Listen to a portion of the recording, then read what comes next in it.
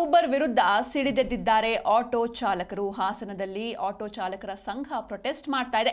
Auto ಚಾಲಕರಿಂದ ಜಿಲ್ಲಾಧಿಕಾರಿ ಕಚೇರಿ ಬಳಿ ಧರಣಿ ಕೂಡ ನಡೀತಾ ಇದೆ. ಓಲಾ ಊಬರ್ನಿಂದ ನಮ್ಮ ಕುಟುಂಬ ಬೀದಿಗೆ ಬರ್ತಾ ಇದೆ, ಹೀಗಾಗಿ ನಮಗೂ ಹಾಗೂ ನಮ್ಮ ಕುಟುಂಬಕ್ಕೆ ನ್ಯಾಯ ಒದಗಿಸಿ ಅಂತ ಸಾಕಷ್ಟು ಸಂಖ್ಯೆಯಲ್ಲಿ ಆಟೋ ಚಾಲಕರು ಈ ಒಂದು ಧರಣಿಯಲ್ಲಿ ಭಾಗಿಯಾಗಿದ್ದಾರೆ.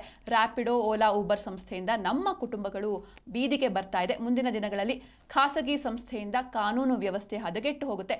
ದಯಮಾಡಿ ನಮಗೂ ಹಾಗೂ ನಮ್ಮ ಕುಟುಂಬಕ್ಕೆ ನ್ಯಾಯ ಒದಗಿಸಿಕೊಡಿ ಅಂತ ಅಪರ ಜಿಲ್ಲಾಧಿಕಾರಿ ಮಂಜುನಾಥ್ಗೆ ಮನವಿಯನ್ನ ಸಲ್ಲಿಸಿದ್ದಾರೆ. ಆಟೋ ಚಾಲಕರು ಸಾಕಷ್ಟು ಸಂಖ್ಯೆಯಲ್ಲಿ ಈ ಒಂದು ಧರಣಿಯಲ್ಲಿ ಭಾಗವಹಿಸಿದ್ದಾರೆ.